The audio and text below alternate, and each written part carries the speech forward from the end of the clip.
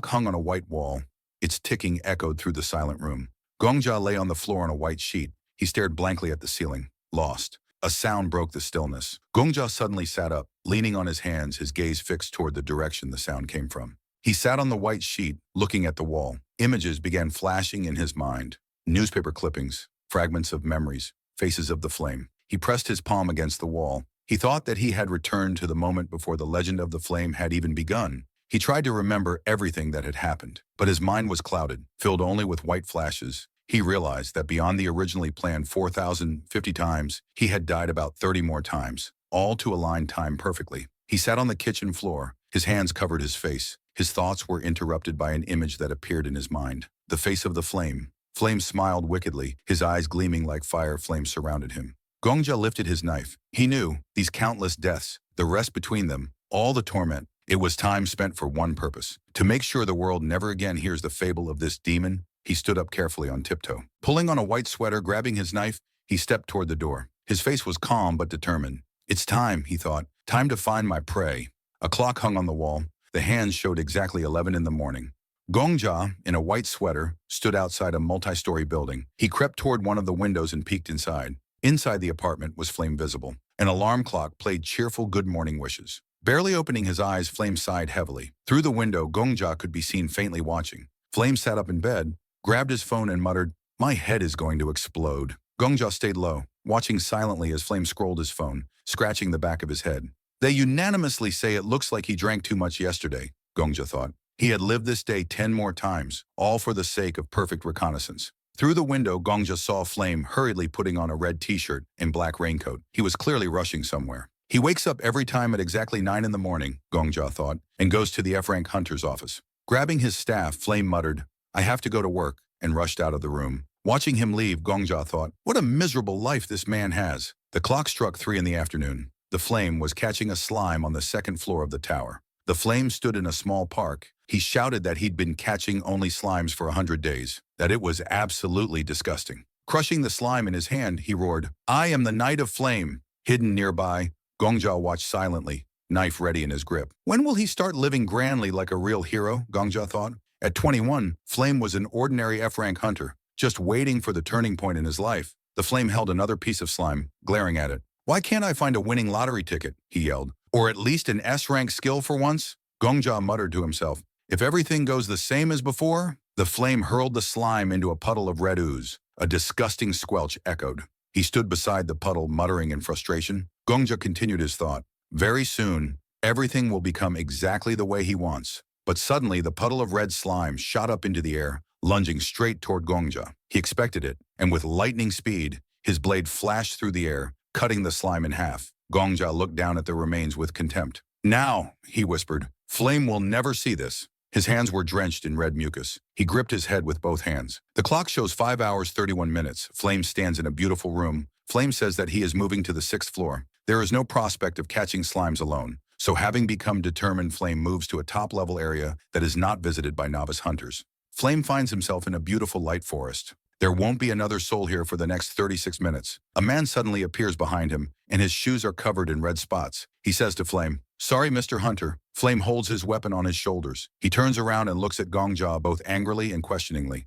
Gong-ja looks fearfully at Flame. All of Gong-ja's clothes are covered in blood-red slime that drips from his hands. He says that he was attacked by wolves and asks for a potion. Flame sharply turns his body towards Gong-ja and angrily shouts that he said he has already raised all the monsters here. Looking away and spitting saliva, he said that then you won't be able to hunt here anymore. Gong-ja, standing in blood-red clothes, continued to ask for the potion. Then Flame furiously shouted, "What kind of potion? Now he won't see a day's income." Looking cynically at Gong-ja, he asks how much he is willing to give for the potion. Poking Gong-ja in the chest with his weapon, Flame once again asks how much he is willing to pay for the potion. Gong-ja continues to pretend that he is in great pain. Holding a red bottle in his hand, Flame says that his hunt today was unsuccessful and he must give away this expensive potion just like that. So also for the dude whom he sees for the first time, he says nothing is done for free. Flame says that at the alchemy market, this potion sells for 20 gold. Gong-ja interrupts him and quickly says that he is ready to give 20 gold for it, so hurry up. Gong-ja was about to grab the potion, but Flame quickly withdrew his hand with the potion and stopped Gong-ja with his other hand. Flame says that Gong-ja doesn't seem to understand. Flame places her weapon on Gong-ja's chest and pushes him away.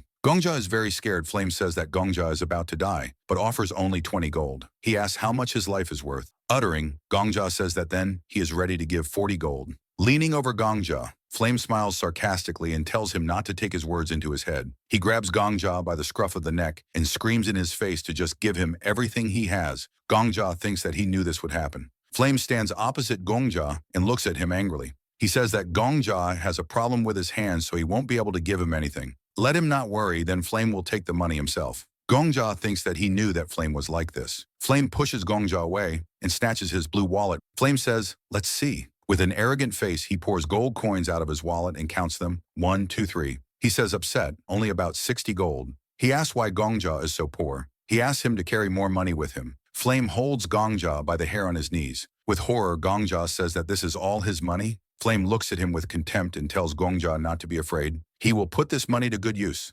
Gong-ja remembers a moment from her past life. Flame smiles sweetly but dying. Having taken all the money, Flame releases Gong-ja. Gong-ja extends her hand to him and tells him to give him the potion. Then Flame grabs his wife's weapon and raises his hand in the air. Flame shouts what he was thinking. If he saves him, then Gong-ja can take revenge on him later. Gong-ja looks at Flame pleadingly. He is on his knees and reaches out his hand to Flame. Flame says that every person wants to live in peace and quiet, and Gong-ja took a good look at him. Flame swings to strike. Gong-ja looks at him with a mad look and shouts, "Why does he die here and now?" Okay, Gong-ja thinks. Flame is about to deal a fatal blow to Gong-ja. Gong-ja is on her knee. A blue glow can be seen from underneath it. Gong-ja suddenly jumps out of her seat towards Flame. With his knee, he delivers a powerful blow to the groin of Flame. Gong-ja is full of determination and rage towards Flame. Gong-ja thinks that he will provide him with peace and quiet. With one hand, his legs give way. He can barely stand on the ground from pain. Flame says, "Damn." Looking at Flame with a determined look, Gong-ja dearly takes out his sword from his bosom. Gong-ja lunges towards Flame and hits him hard. Flame's pupils shrink from the sharp pain, and her eyes open wide. Blood splatters around him. Gong-ja stands over the body of Flame. He's covered in blood. Gong-ja laughs, crying that 1 in 1,000 that a threat to his life will awaken him. Gong-ja rushes towards Flame to finish him off. He swings his weapon and shouts that he will definitely send him to the next world. Gong-ja plunges her knife straight into Flame's head. There is a pool of blood in front of Gong-ja's feet. He sighs and says to Flame that he understands. Gong-ja stands over Flame's dead body and says that, before killing him, Flame did something strange. Gong-ja remembers the moment in her past life when Flame told him her name. He was wearing a black sweater and a red raincoat. Gold earrings glittered on her ears. Gong-ja says that he actually said his name that time. He remembers Flame's speech, how he says his name is Flame and wishes him a safe journey. Gong-ja looks at Flame's corpse with hatred and says that during these 4,090 days, he realized that Flame is a bad person. Stepping on Flame's weapon, he says that he pretended to be a knight of honor, entering into a sacred duel, but in reality he is just a murderer. Gong-ja remembers Flame hovering over a frail girl with white hair, shouting at her. He looked into her eyes with an evil cold gaze. Next, he vaguely remembers Flame walking away and laughing evilly. Gong-ja stands over the corpse and shouts that Flame is killing innocent people and pretending to be very noble in the process. His words are full of pain and suffering. Leaning in the rays of the sunset, Gong-ja is silent. Suddenly, he feels someone's presence behind him. Turning around, he sees wolves. A pack of wolves surrounded him. Drool flows from their mouths. They are very angry and hungry. Gong-ja tells them if they want to eat. Gong-ja leaves and says he doesn't need him. The wolves might take him. Gong-ja's face is full of sadness. Behind him, the wolves are tearing Flame to pieces. Gong-ja moves towards a small bump. He digs out a briefcase and flasks there. This is his hiding place. Gong-ja takes off her sweater, which is turned red with blood. Gong-ja puts on a clean black sweater. Having changed his clothes, he prepares to teleport and says to the first floor of the tower. The first floor is moving to the city. Gong-ja appears from white streams of light. Gong-ja wanders around the city on the first floor. Suddenly, he notices a guard in shining steel armor. He thinks it's a vigilante. Gong-ja walks past him. He tries to hide his excitement and not meet his gaze. Passing by, he still intersects with the vigilante, but he, yawning, goes on about his business. This makes Gong-ja feel better. The city was swallowed up by night. Gong-ja thinks that no one knows what happened. The sound of a TV can be heard in one of the windows. It hangs on a brick wall with pipes running through it. The screen glows white, but a voice from it says that today the clearing of the 10th floor also failed. Nobody knows what happened. Although Gong-ja ranks first, he did not participate in the cleanup. Gong-ja already has an empty mug of beer in his hand. With a loud thud, he places it on the table. Meanwhile, Holy Sword is beginning to be criticized more and more loudly. The terrible legend of Flame has completely disappeared from this world. Gong-ja is already drunk, but he is in 7th heaven. He shouts, "Boss, more another glass of draft." There are already 3 empty beer mugs in front of him. The waiter gives him another glass of beer. He says that Gong-ja drinks a lot today. Looks like the hunt went well today. Gong-ja says yes, just great, very good. It is said on TV that people ranked 2nd to 7th in rank teamed up and challenged the 10th floor together, and now some people already believe that ranks are completely unnecessary. Gong-ja beams with happiness. He holds a mug of fresh cold beer in his hand and rejoices, taking sip after sip. He makes a special gesture with his hand and says to open the hunter's skill window. A golden window opens with information about Gong-ja,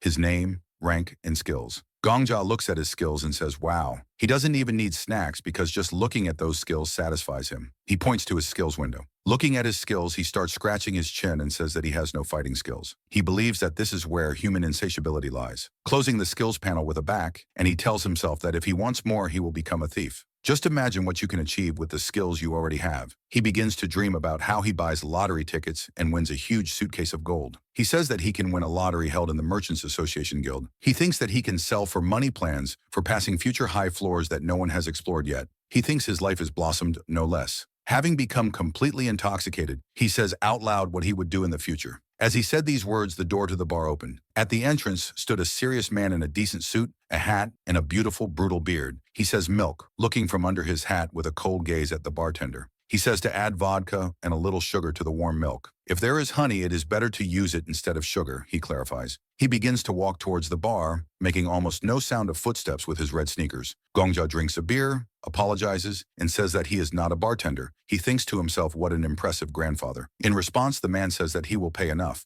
Gong-ja is surprised because behind him he hears the speeches of visitors who are surprised and do not believe their eyes. Hey, it looks like it's really him. Why is he here? Enthusiastic speeches from the bar's visitors can be heard. Gong-ja is even a little scared. The old man calmly sits down at the table. Some say that he is here at least to raise the morale of the hunters. Then Gong-ja sees this man on TV. He says that as society becomes more and more in tune, everyone needs to come together. Gong-ja heard nothing further. He only looked in surprise and fear in the direction of this grandfather. He had a gorgeous, brutal beard, ashen hair, and ice blue eyes. They were such a cold color that his gaze froze his blood. He was very mysterious. Taking off his hat and pressing it to his chest, the old man waited for his order. Where is the sword saint, and what does it do? We are shown a newspaper with a picture of a man in a hat. The real name of the sword saint is Marcus Callenberry. In the future, he disappeared for a very long time, so after 11 years, everyone forgot about him, but he was the only #1 tower until Flame became famous. A man stood in the room and straightened his tie. During this period, he is the best of the best. He thought this old man also had an S-level skill, but unlike Gong-ja, he has normal useful attack skills. We see the Gong-ja skill rank S. Gong-ja looked forward and thought his skill can copy the skill of any hunter who kills Gong-ja. Gong-ja sees the back of this man. You can even copy the skill of the current #1 Marcus Callenberry,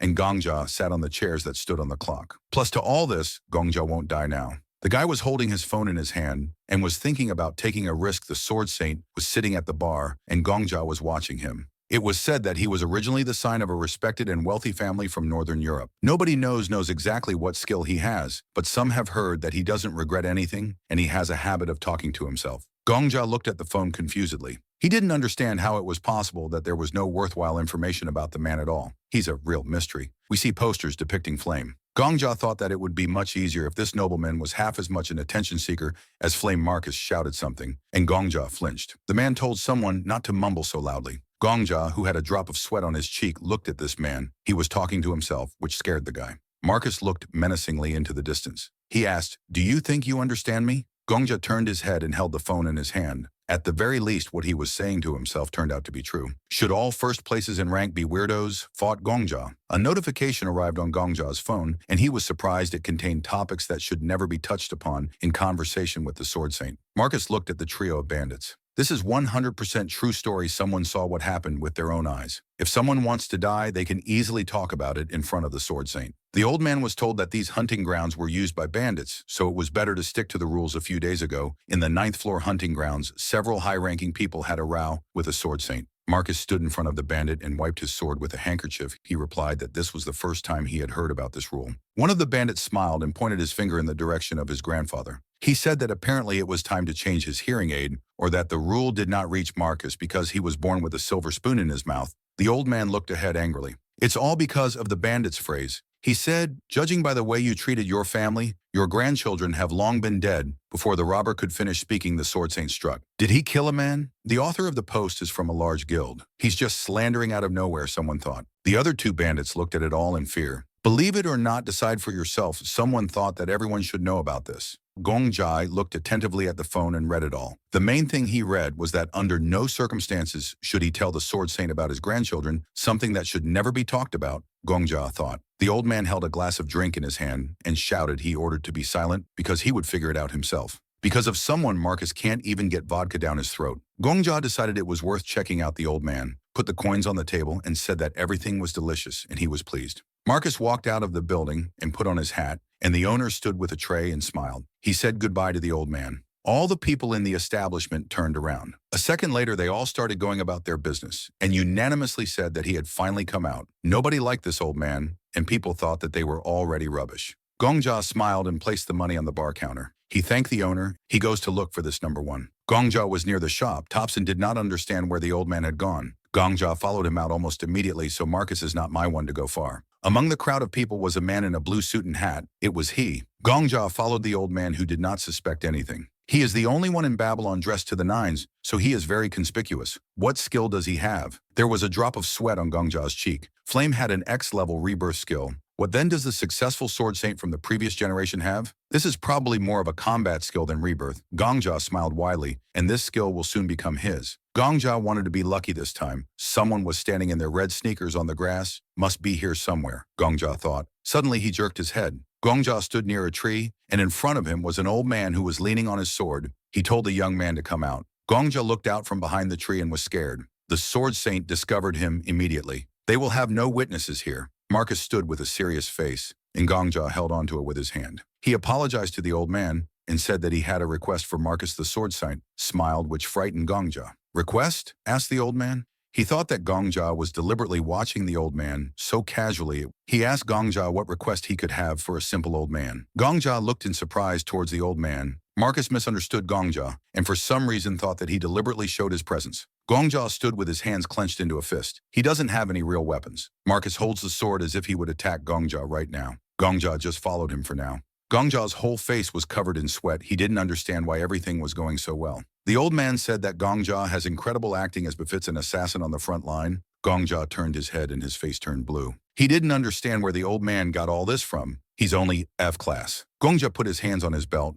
and his mouth was wide open. He was glad that he wouldn't even have to mention his grandchildren in order to die. Gong-ja apologized to the old man because he doesn't really understand. Marcus's face was outrageous. He was disgusted by what he thought was Gong-ja's game. He said that Gong-ja's eyes could not deceive him. Gong-ja extended his hand in front of him. He asked the old man to listen to him because Gong-ja was genuinely curious to know. Gong-ja asked how he looked like a special class assassin. He's a completely ordinary Gong-ja. Marcus took out his sword and saw his reflection in it. He told Gong-ja to shut up. He has different skills. Among them is a skill that allows you to find out how many kills your opponent has made. Gong-ja remembered the picture of someone being chewed by red dogs. Whatever the motivation, murder is murder. He knew what kind of monster the one he killed would grow into, but for the inhabitants of this time, Gong-ja's justification is baseless. Above Gong-ja was a red number 1, and even higher than that was a skull. Most likely in the eyes of the sword saint, the number 1 hangs above Gong-ja's head. Gong-ja replied that he understood everything. Gong-ja raised his hand to his chest and said that he had a good reason for this. This might sound like a cop-out to Marcus. The sword saint took off his hat with one hand and held a weapon in the other hand. The old man said he could swear to the heavens it all disgusts him. Gong-ja's face was surprised. Marcus waved his sword and said that such a demon who had taken the lives of so many people did not dare to touch the sacred. The old man's sword sparkled. He himself lived a far from sinless life, but he would never have committed such a massacre. Gong-ja put his hands in front of him and said that he had killed only one person in his entire life.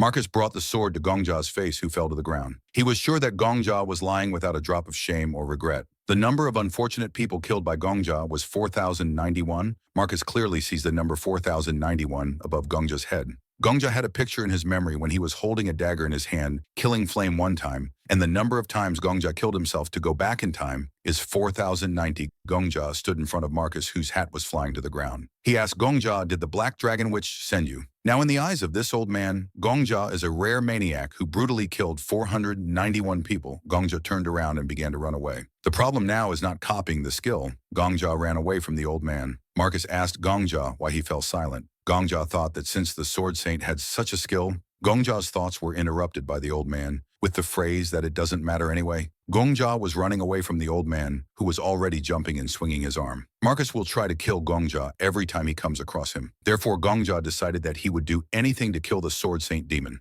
Marcus hit Gong-ja, however Gong-ja managed to dodge Marcus's attack. The man shouted that he expected this from a special class assassin. Gong-ja was shocked and continued to retreat. Suddenly he hit his foot on a stone and began to fall. Gong-ja fell on his back. He lay on the ground exhausted and thought that he was lucky once. At the same time, Marcus Callenberry was already holding a sword over him. Gong-ja understood that there was no way for him to dodge a second time. Gong-ja had already closed his eyes and accepted his fate, but Marcus suddenly ordered someone to shut up. Marcus started talking to someone. Judging by the conversation, this someone was talking about the fact that Gong-ja needed to be left alive and interrogated. Gong-ja lay on the ground and could not understand what was happening. Marcus asked his interlocutor if he told him that he would deal with Gong-ja himself. Marcus, standing with a sword in his hands over Gong-ja, exclaimed that this someone interferes every time. Gong-ja watched him and thought that Marcus's dialogue was too smooth for it to be just a mental illness. And so Gong-ja decided that it was some kind of skill. He was shocked because he had an assumption that this was telepathy. Gong-ja had heard that this type of skill existed. Gong-ja was horrified that this meant that Marcus was sharing information about Gong-ja with other people. He was stunned because he realized that Marcus most likely told them that there was a murderer who had killed 4,091 people. In this case, the Hunters Department will put Gong-ja on the wanted list. He will be targeted by high-level ones, including huge guilts. He decided that it would all end with him being executed on the square of the first floor of the tower. Gong-ja was horrified and thought that this could not be allowed. He decided that he needed to die now and go back 24 hours. He called Marcus an old man. Marcus, meanwhile, said that he had already decided everything and that he could not be influenced by appeasing him. Suddenly, Gong-ja asked if Marcus would convey Gong-ja's greetings to his grandchildren. This shocked Marcus. Gong-ja asked if Marcus was indeed from the noble family of Northern Iowa. Gong-ja spoke about this because the higher the position of the family, the more it attracts bandits. Gong-ja added that there has been a lot of chaotic news going around lately. He said, with a mad look, that since they are the blood and flesh of the Sword Saint, then Marcus's grandchildren are definitely wonderful. Marcus immediately swung his sword. Gong-ja suddenly flew up. At the same time, he wondered if the moon had always been upside down. However, a moment later, he saw his body, which had no head, and understood everything. Gong-ja looked at the moon and thought that it was very beautiful. At the same time, he was stunned by the skill Marcus had achieved without Gong-ja even having time to notice while his head was flying. Gong-ja's body began to fall to the ground, while Gong-ja himself began to become jealous of Marcus. Marcus began to walk away, wiping off his sword. Gong-ja reached out to him with his hand and thought that he wanted him to have such a blow, and so Gong-ja died. The system panel said that the skill condition had been reached due to death. He was happy to finally achieve his goal. Gong-ja was about to create a skill card. Gong-ja happily thought that the skills of the first numbers from the two eras would belong to him. The system gave Gong-ja a skill card to choose. He asked where the golden card was. Pressing the button, Gong-ja wished that this time he would have the same luck as with Flame. However, after a moment, he was no longer so joyful. Gong-ja looked at the skill cards in shock. Gong-ja wondered why there was no gold card here. Gong-ja didn't want to accept it and wondered if it was just a joke. Gong-ja asked if Marcus Callenberry the legend was the best hunter before Flame had reached the top through his own efforts without a single S-class skill. Gong-ja fell to his knees and quietly said in a trembling voice that this could not happen. Gong-ja began to get angry and convince himself that there should definitely be a combat skill among the silver cards. Gong-ja noticed 3 bad cards here. He also noticed 4 silver cards. He began to get up from his knees and decided that he did not need brown cards, and therefore the probability was 1 in 4. Gong-ja knew that among the silvers there was an unusual skill that showed the number of kills. At the same time, he decided that he did not want it but wanted a combat skill. Gong-ja grabbed 1 card and hoped that he would be lucky. He only wanted the Sword Saint's fighting skill, and so the choice was completed. Therefore, the system announced that Gong-ja would return 24 hours ago. Suddenly, Gong-ja woke up on the bed. He immediately looked at his hand. He got out of bed and decided to open the Hunter Skills window, simultaneously asking if he managed to get a combat skill. He looked at the skill window and breathed a sigh of relief when he saw that he had achieved an A+ level skill. After all, it was not a kill count skill. But at the same time, he was upset that it was not a combat skill, because he wanted some active skill like a rare martial art or awakening. But then Gong-ja thought that he had become too demanding, because in any case, this is an A+ level skill. Gong-ja extended his hand and ordered the skill card to be revealed. He looked at the name of the skill again, but could not understand what the essence of this skill was just from the name alone. Suddenly, he was disturbed by a noise. Gong-ja looked to the side in shock. Someone turned to Gong-ja, calling him grandfather, and asked him about how many times that told him that if he was not going to practice in the middle of the night, he should go quietly.